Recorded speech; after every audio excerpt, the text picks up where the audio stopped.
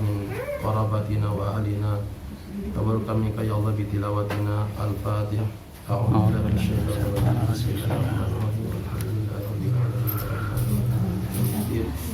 Iyyaka na'budu wa iyyaka nasta'in ihdinas siratal mustaqim siratal ladzina an'amta 'alaihim ghairil maghdubi 'alaihim waladdallin. Semoga mudah-mudahan alif enjing pada pamariosan kesehatan oge pada persyaratan kangge uih tadi ada. Amin.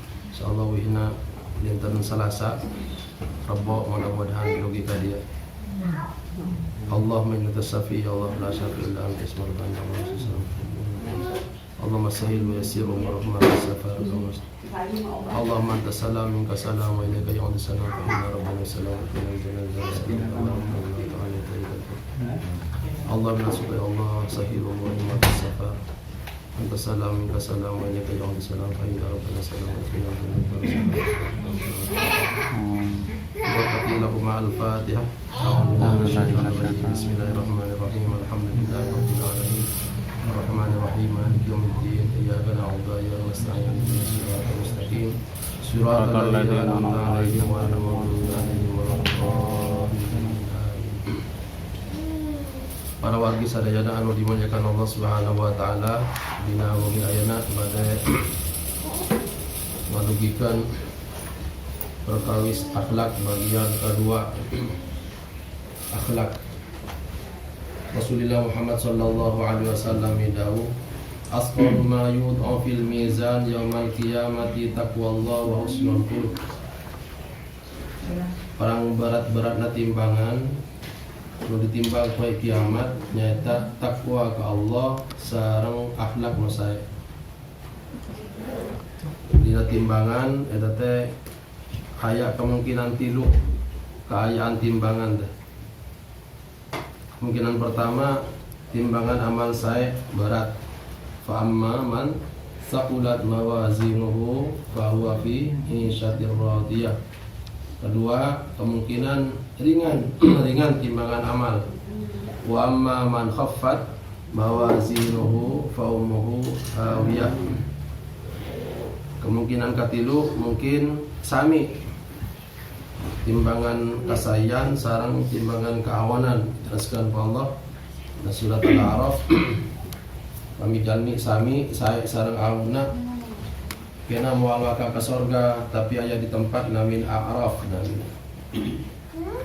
Tapi pami hoyong kaji tadi hoyong timbangan amal sae diantawisna ku akhlak sakumaha Rasulullah Muhammad sallallahu alaihi wasallam sajabi takwa ka Allah Subhanahu wa taala.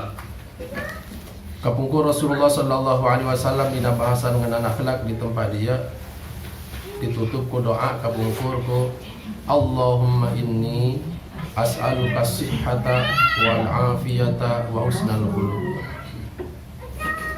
Gusti abdi nuhunkeun ka Gusti kesehatan sareng afiat. Kesehatan maksana sehat lahir, afiat maksana sehat batin. Bedana sehat sareng afiat. Sehat lahir berarti pami afiat berarti sehat batin. Sampeyan bisa mapah ka alun-alun sehat namina. Tapi sampeyan tiasa mapah ka masjid afiat namina. Sami mapahna tapi beda tujuanana. Baham tiasa nyarios sehat berarti. Tapi baham dikir berarti afiat bahamna. Itu bedana. Jantan pami afiat teh sehat batin ya. Sehat anu jelas saena. Pami sehat lahir tajan tentu saya sebab jalmi-jalmi anu awon oge sehat gitu ya. Sehat secara lahir tapi secara batin itu biasanya mata sehat. Naudzubillah. Allahumma inni as'aluka sihhata wal afiyata wa husnal khuluq. Rasulullah nuhunkeun ka Allah Subhanahu wa taala sehat lahir, sehat batin sareng akhlak anu sae. Wa 'anil Barra' bin Azib qala qala Rasulullah sallallahu alaihi kana Rasulullah sallallahu alaihi wasallam ahsanan nas wajhan wa ahsanahum khuluqa. Sahur sahabat Al-Barra' bin Azib radhiyallahu anhu, Rasulullah sallallahu alaihi wasallam pang saena jalmi dina penampilan wajah, wa ahsanuhum khuluqan pang saena akhlakna. Di mana ya akhlak Rasulullah Muhammad sallallahu alaihi wasallam? Ternyata dina penjelasan kitabiyah sakumha diwartoskan ku sahabat Aisyah radhiyallahu anha, khuluquhu al-Qur'an. Rasulullah sallallahu alaihi wasallam akhlakna al-Qur'an. Jantan sana surang terang langsung Nabi Muhammad sallallahu alaihi wasallam, tapi akhlak-akhlak Nabi dijelaskan itu mangrupi pengamalan tina Al-Qur'anul Karim. Dan sekarang 25 ayat 60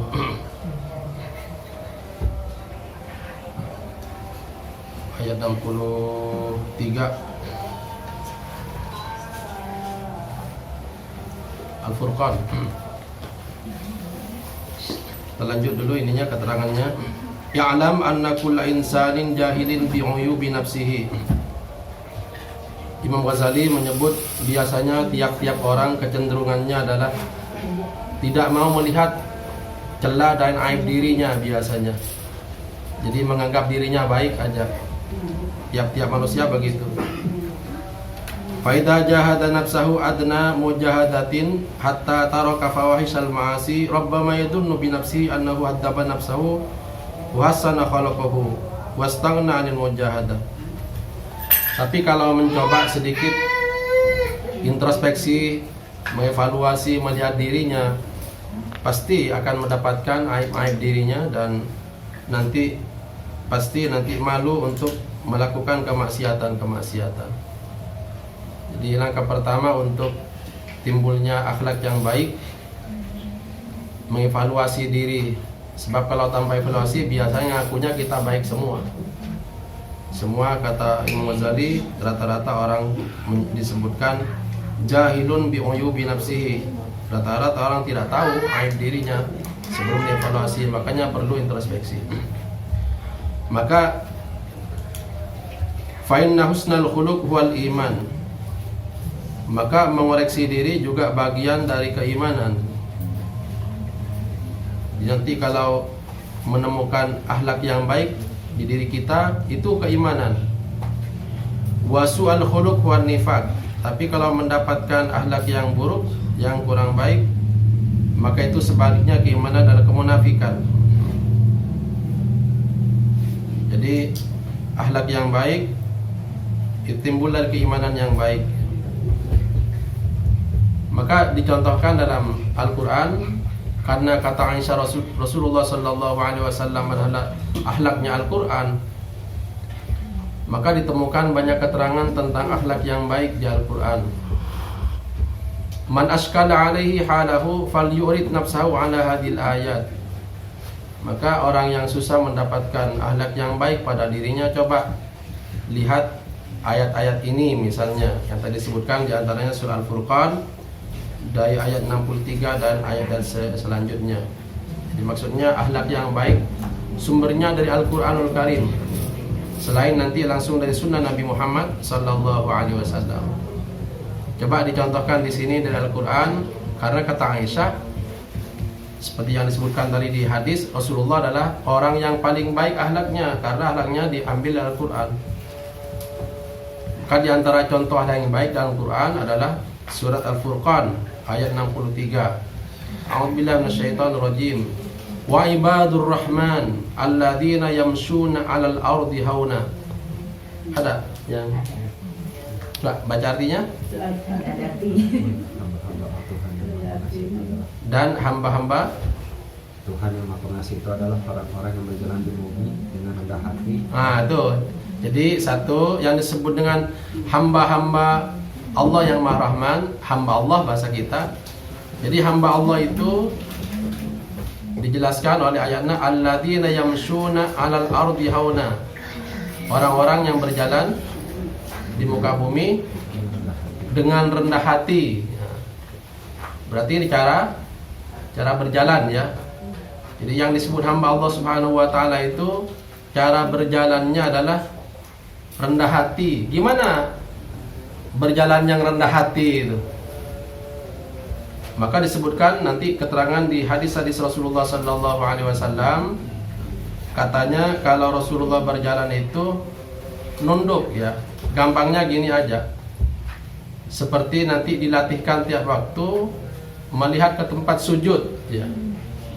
Jadi kalau berjalan yang baik, yang mengandung akhlak yang baik, yang disebut rendah hati tadi, nanti berjalan itu melihat seperti kita waktu ke tempat sujud, lihat ke tempat sujud berjalan. Jadi sebetulnya di ibadah-ibadah itu adalah latihan akhlak sebetulnya. Di ibadah itu, di sholat ya, sholat. Kalau sholat melihat ke tempat sujud. Nah nanti di luar sholat berjalan seperti kita melihat tempat sujud waktu sholat. Cara berjalan nunduknya itu nunduk berjalan yang mengandung akhlak gitu. Nah tinggal ditimbang-timbang kita selama ini berjalannya begitu enggak gitu. Dirasa-rasakan lah kita. Nah kalau berjalannya kita bukan seperti itu, berarti selama ini kita berjalan belum berakhlak itu sebetulnya. Belum berakhlak. Jadi kita ngukur diri dengan ayat Quran ini aja ya. Nanti sampai di Al-Quran itu ini masih berjalan. Dibuka lagi di surat Luqman itu. Waqsid fi masyika wa'udud min sautik ya. Waqsid fi masyika ya. Dan sederhanakan cara berjalan kamu. Tuh jadi tepatnya juga diatur di Quran itu. Waqsid fi masyika wa'udud min sautik. Inna ankaral aswati la sautul hamir. Di cara berjalan, kepala kita gimana ininya, kemana mengarah, kemudian cepatnya juga di Quran tuh ada ininya, ada aturannya. Waqsid fi masyika wa'udud min sautik. Ada ayatnya di surah Luqman. Apa artinya waqsid fi masyika itu? Waqsid fi masyika wa'udud min sautik.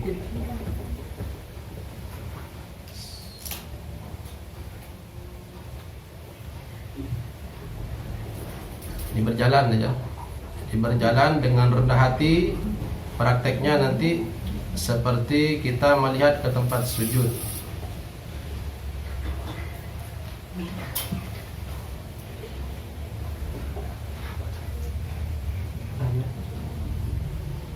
Habis ayat belasan tuh ya.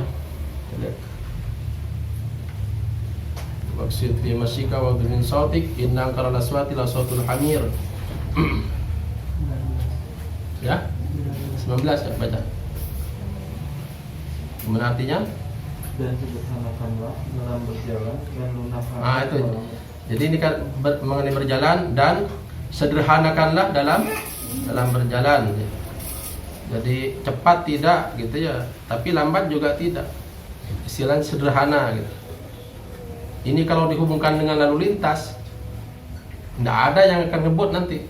Jadi kalau sadar dari ilmu Quran aja, misalnya paham ilmu Quran tentang lalu lintas, hebat itu. Tidak akan ada yang ngebut itu. Di Quran tuh waqsid fi masyika ya. Waqsid fi masyika. Sederhanakan cara berjalan kamu. Ini baru akhlak berjalan. Kembali ke yang tadi, ciri hamba-hamba Allah Subhanahu wa taala. Yang pertama, berjalan dengan rendah hati. Yang kedua, wa idza khatabahumul jahiluna qalu salama. Wa idza khatabahumul jahiluna qalu salama. Al-Furqan yang tadi. Al-Furqan nanti ke Luqman lagi yang tadi nanti ini. Habis ini juga. Ya. Coba wa idza khatabahumul jahiluna qalu salama. Yang tadi alam 3 terusannya. Dan apabila Orang-orang bodoh menyapa mereka dengan kata-kata yang mulia, mereka mengucapkan salam. Nah, jadi kalau orang-orang yang bodoh menyapa mereka hamba Allah itu, maka mereka hamba Allah itu qalu salama. Mereka menjawab gimana? Salam. Salam. Artinya kata-katanya tetap menyelamatkan. Jadi ini maksudnya wallahu a'lam bimuradiha. Kalau ada orang yang kurang berilmu berbicara yang buruk, maka kita jangan ikut berbicara yang buruk. Kita berbicara yang baik gitu ya. Sebab kalau berbicara buruk, malaikat nanti bingung. Ini orang bicaranya kok ada yang baik, gitu nanti malaikat tuh. Malaikat rokib dengan hati tuh nanti gimana malaikat rokibnya itu? Kalau kata-kata yang baik nanti ada catatan siapa itu malaikat. Malaikat aktif, malaikat rokib nyatet apa? Topik. Nah, kebaikan ya. Kalau malaikat yang nyatet keburukan, malaikat atid. Maka kalau orang-orang bodoh berbicara dengan buruk, ya, maka lawan bicaranya jangan buruk lagi. Sebagai hamba Allah Subhanahu wa taala, qalu salama. Tapi kata-katanya menyelamatkan, kata-katanya baik. Gitu.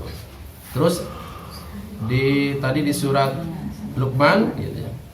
Waqsid fi nafsika wa'udud min sautik ya. Apa artinya wa'udud min sautik? Sebelumnya sederhanakan dan lunakkanlah suaramu. Lunakkanlah suaramu. Jadi sama juga bicara tidak perlu keras-keras gitu. Kecuali tidak ada pengeras suara, ya boleh. Kalau diperlukan.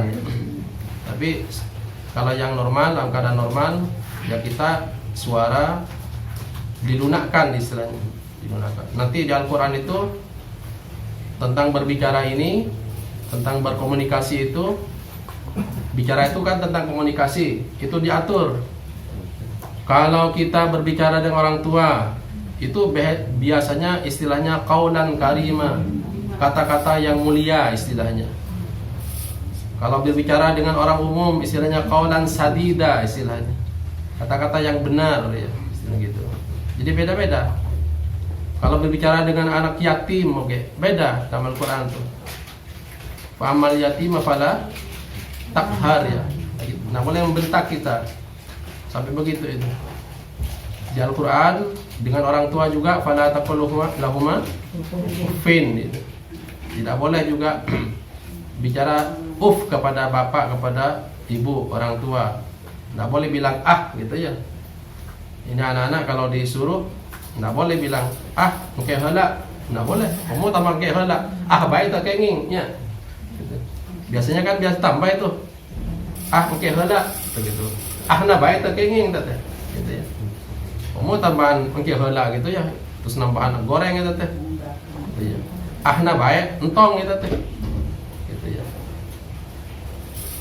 Tapi sekarang tuh ya Allah kedengaran bukan hanya itu, tambahannya banyak di sini.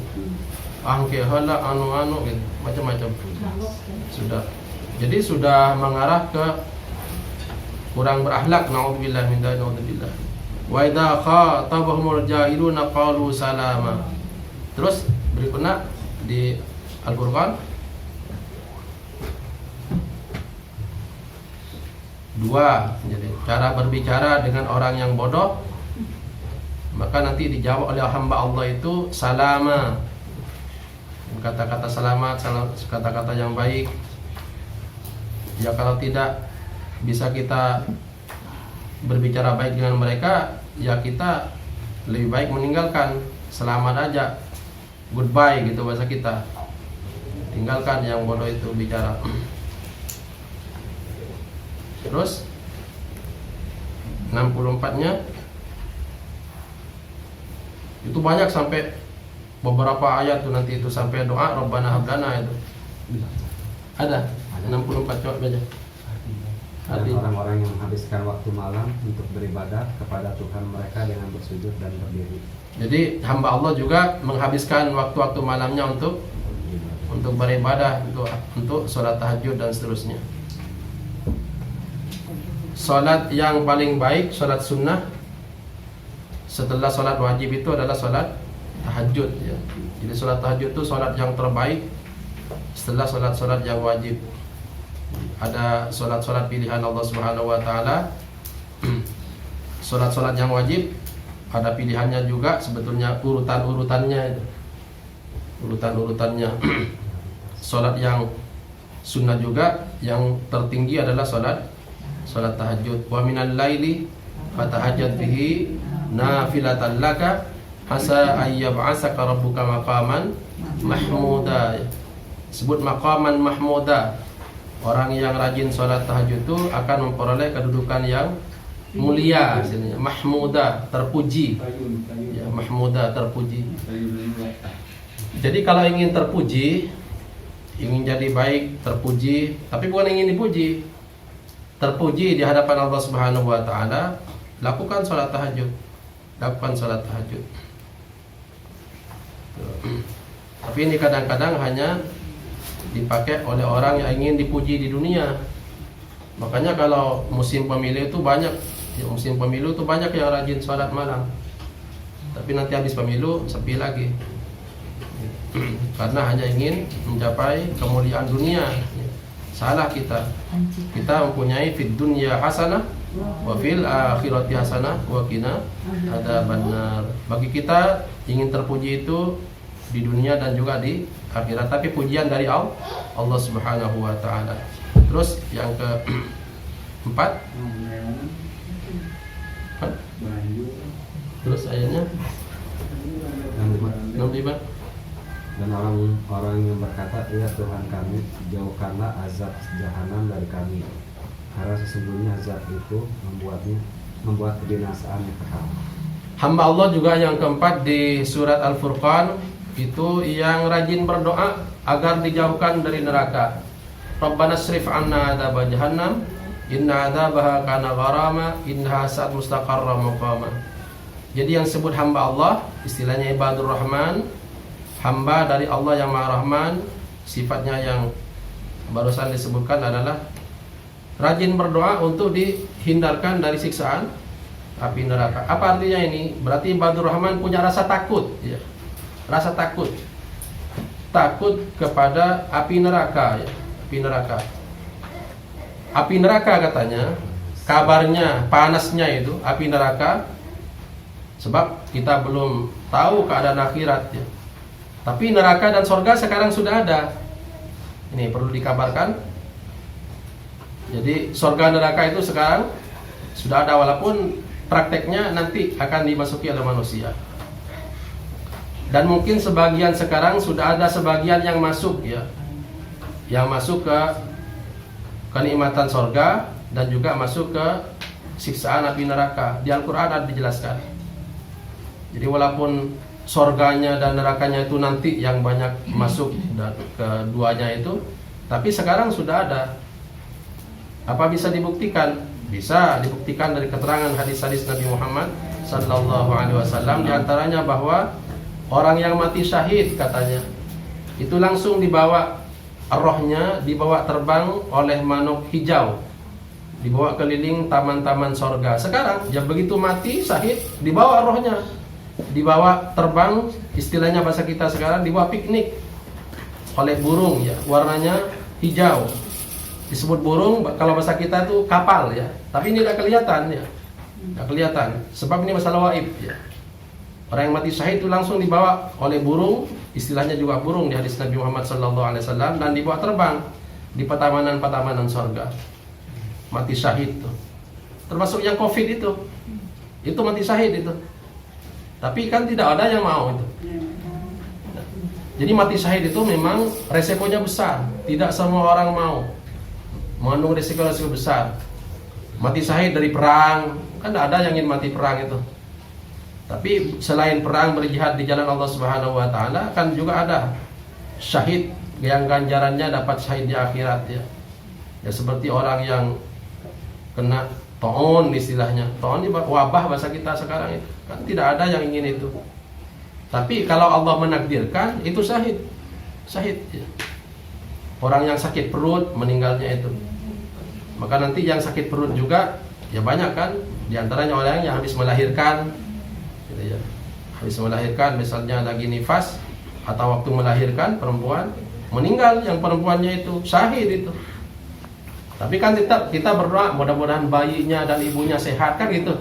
Kita berdoanya itu selamat. Padahal kalau Allah menakdirkan misalnya meninggal syahid dia. Syahid. Rohnya langsung dibawa oleh malaikat, oleh burung yang dibawa terbang di pertamanan surga. Itu di hadis-hadis Nabi Muhammad SAW tentang keistimewaan orang yang mati syahid itu ya. Dan nanti di akhirat bisa menolong 70 keluarganya yang mati syahid itu.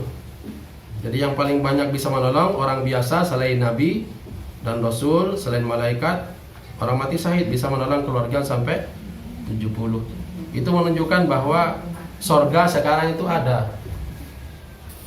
Kalau neraka sekarang ada, mana contohnya ya? Dikabarkan di Al-Quran, An-naru yu'raduna alaihim ghuduwan wa 'ashiyya, kama qila fil ayat. Dalam sebuah ayat disebutkan bahwa pagi dan sore Fir'aun dan pengikutnya itu dikirim hawa-hawa neraka oleh Allah Subhanahu wa taala di alam barzahnya itu, di alam barzahnya. Jadi menunjukkan bahwa neraka sekarang sudah ada gitu ya. Nah, orang-orang yang disebut hamba Allah itu punya rasa takut terhadap siksaan api neraka. Doanya di surat Al-Furqan itu, Rabbana srif anna adzab jahannam inna adzabaha kana gharama innaha sa'at mustaqarra muqama. Dijelaskan nanti dalam hadis Nabi Muhammad sallallahu alaihi wasallam bahwa panasnya api neraka itu 70 kali lipat panasnya api yang ada di dunia. Ya, kita supaya punya rasa takut sehingga kita disebut hamba Allah itu, gambarannya panasnya api neraka itu 70 kali lipat panasnya api yang di dunia. Waktu Gunung Merapi meletus di Jogja itu panasnya hanya berapa kali api yang ada di dunia. Orang yang disebut Roso itu mati juga. Siapa itu? Roso yang sing itu tuh. Roso gitu ya. Iya, Mbah Marijan itu. Itu hanya kena berapa panas saja udah mati juga, walaupun sehari-harinya sering bilang di Kelanturo Roso ya. Apalagi kita tidak roso ya, naudzubillah. Kita tidak roso, tidak rosak, tidak sehat gitu ya. Masih harus menghadapi panasnya api neraka 70 kali lipat panasnya api di dunia ini ya. Gambaran orang yang disiksa di neraka itu katanya nanti ada orang yang paling rendah siksaannya di neraka itu. Mana paling rendahnya? Sandalnya dari api ya. Sandalnya dari api. Berarti api itu ada di kakinya. Tapi yang menggulak itu, yang mendidih itu adalah otaknya. Jadi api ada di kakinya sebagai sendal. Yan'al binanar istilahnya, punya sandal dari api. Itu gambaran orang yang paling rendah siksaannya di neraka. Tapi nanti yang akan mendidih adalah otaknya yang ada di kepalanya itu. Naudzubillah min dzalik, naudzubillah. Maka hamba Allah mempunyai sifat takut ya, takut. Tandanya takut ke neraka, takut maksiat sekarang, sebab maksiat itu yang akan mengantarkan ke neraka. Naudzubillah min dzalik, naudzubillah. Ini sedikit dari contoh akhlak di Al-Qur'an. Kata Rasulullah, kata Imam Ghazali sebut, siapa yang kesulitan untuk mendapatkan akhlak yang baik, tinggal cari di Al-Qur'an aja sifat-sifatnya orang mukmin. Misalnya nanti lagi digambarkan nih, misalnya hanya gambaran saja. Orang mukmin oleh Allah disifati dalam surat Al-Mu'minun ayat 1 dan seterusnya, qad aflahal mu'minun. Sungguh beruntung orang-orang yang beriman. Siapa yang beruntung ini? Kemudian disebutkan sifat-sifat setelah itu. Alladzina hum fi salatihim khashi'un, yang khusyuk dalam salatnya. Ini juga disebut bagian dari akhlak Al-Quran. Jadi kalau disebut berakhlak, kita yang beriman ini, di antara tandanya adalah khusyuk ketika salat. Khusyuk ketika salat. Khusyuk. Di antara khusyuk, tandanya khusyuk dalam salat nanti sedikit bergerak. Ya, anak-anak ini di tajuk di masjid, di mushola gitu ya. Dan juga yang bukan anak-anak lagi juga gitu ya. Itu di antara tanda khusyuk itu sedikit bergerak ya. Sedikit bergerak. Sebab di zaman Nabi sallallahu alaihi wasallam ada orang salat sering garuk-garuk aja. Maka ditegur oleh Nabi di habis salat. Seandainya orang itu khusyuk, itu anggota badannya juga akan diam, kata Nabi gitu dalam hadis itu. Akan diam. Jadi tanda lahiriahnya khusyuk itu nanti tidak banyak bergerak ya, bagian lahiriah ini khasyi'un, terutama yang puncaknya hatinya tidak banyak bergerak ya, kecuali bergerak ke hal-hal yang nyangkut salat saja khusyuknya. Jadi khusyuk memang di hati tempatnya, tapi nanti ada gejalanya itu sampai ke lahiriah badan kita. Sampai banyak nih contoh orang yang khusyuk sebagai akhlaknya orang mukmin. Ada orang yang kakinya harus diamputasi ceritanya ya. Itu tidak mau diamputasi di luar sholat. Kemudian dianjurkan amputasi saja, potong saja kaki ketika sholat. Dan diceritakan itu bahwa diamputasi, dipotongnya kakinya yang sakit itu ketika sholat dipotong pakai gergaji. Sebab dulu, ini bukan sekarang, pakai gergaji. Jadi kakinya digergaji waktu sholat dan tidak terasa. Nah, itu masalahnya. Tidak terasa itu. Karena khusyuknya sholat itu. Banyak cerita-cerita tentang khusyuknya orang-orang yang benar-benar yang beriman ini ya. Beriman sebagai bagian akhlak mereka itu. Walladzina hum 'anil lagwi muridun. Dan nanti di ayat berikutnya dari surat Al-Mu'minun itu sifat-sifat dari orang-orang yang beriman tadi sebagai akhlaknya. Ini bagian dari akhlak. Mudah-mudahan Allah Subhanahu wa taala nanti saya menganjurkan anak-anak ini terutama kalau ngaji Quran, nanti habis ngaji Quran tuh baca artinya walaupun satu ayat ya. Baca artinya walaupun satu ayatnya. Bisa banyak-banyak, satu ayat artinya itu. Sebab kalau tidak dibiasakan sekarang, hanya ngaji Quran aja sampai tuan akan ngerti Quran. Tidak akan ngerti. Jadi dari sekarang terutama ya, masa beli HP bisa Quran enggak kan gitu. Ini sekarang kita banyak prihatin ya untuk hal-hal yang sifatnya teknologi seperti HP itu kan punya rata-rata itu. Tapi Quran terjemah itu saya kira tidak punya semua, tidak semua punya ya. Prihatin kitanya. Loh, kalau tidak tahu artinya Al-Quran, mana mau ngerti kitanya? Kalau kita tidak ngerti Al-Quran, bagaimana bisa mengambil hal yang baik? Gitu. Disanjurkan seperti Imam Ghazali ini, siapa yang kesulitan untuk mendapatkan contoh-contoh yang akhlak yang baik, hendaklah perhatikan ayat Al-Quran, sebab di situ banyak sifat-sifat orang mukmin disebutkan. Ini belum dari hadis Nabi Muhammad sallallahu alaihi wasallam, baru diberi contoh dari pertama surat Al-Furqan dari ayat 63 dan surat Al-Mu'minun dari ayat 1 sampai ayat berikutnya. Mudah-mudahan nanti ingat saja ini baru dua contoh ya. Al-Furqan ayat 63, diteruskan ayat berikutnya itu sifat-sifat orang hamba Allah ya, hamba Allah Subhanahu wa taala. Dan di surat Al-Mu'minun ini sifat-sifat atau akhlak-akhlak orang yang beriman di ayat 1 dan ayat berikutnya. Mudah-mudahan Allah Subhanahu wa taala dengan mengkaji sebagian Al-Qur'an, sebagian hadis Nabi Muhammad sallallahu alaihi wasallam kelak menjadi ilmu yang bermanfaat mudah-mudahan. dan kelak menjadikan kita berderajat di hadapan Allah Subhanahu wa taala. Amin. Yarfa'illahu alladziina aamanu minkum walladziina utul ilma darajat. Mudah-mudahan kita mendapat derajat yang tinggi di hadapan Allah Subhanahu wa taala. Amin. Dan mudah-mudahan Al-Qur'an menjadi syafaat. Kemudian memperhatikan hadis-hadis Nabi Muhammad sallallahu alaihi wasallam. Mudah-mudahan kita nanti juga diperhatikan oleh Rasulullah Muhammad sallallahu alaihi wasallam. Amin ya rabbal alamin. Nafa'ani wa iyyakum minal ayati wa dzikril hakim aqulu qawli innahu was-sami'ul alim. Allahumma nas'aluka ilman nafi'an wa rizqan thayyiban wa 'amalan mutaqabbala. Allahumma inna na'udzubika min ilmin la yanfa' wa min qalbin la yakhsha wa min nafsin la tashba' wa min da'watin la yustajabu laha. Allahumma nawwir qulubana bil Qur'an wa zain akhlaqana bil Qur'an wa najjina minan nari bil Qur'an adkhilna al jannata wasfa'na bi syafaatil Qur'an. Allahumma inna nas'aluka ridhaka wal jannah wa na'udzubika min sakhatika wan nar.